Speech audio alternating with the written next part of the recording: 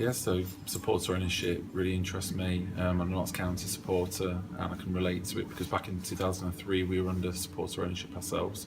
We were in it, I think, for the longest period of our administration, so it was about 18 months. I can relate to it and joined Supporters Trust back then as well, so it was a sort of monumental time back then, and we came out of it, got taken over, and I remember it being quite a hard time before it and after, with administration and everything. So can relate to it, interested to see what the event's about, interested to see what the fans are, the views are for Coventry, and hopefully take away a few new things that I haven't learned before.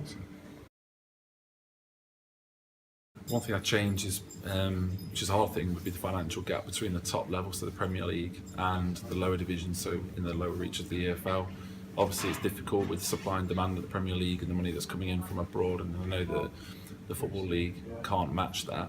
But ultimately, you know, the difference between, say, top 4, even the top 20 clubs is incredible compared to a lower league club. Just can't match it, and I do worry about longer term the gap. Don't know how you'd solve it.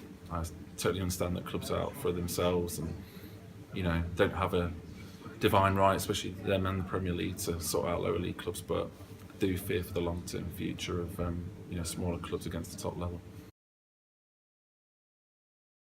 Well, ultimately, fans, like without fans, clubs would be nothing. They're there forever. They understand the club. They're passionate, and ultimately they've got to stay in the club.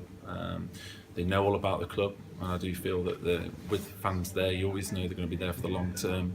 You know that their commitment's in the right place, and ultimately, I think it's underestimated how much of a role they can play, and the knowledge they have in the supporter base.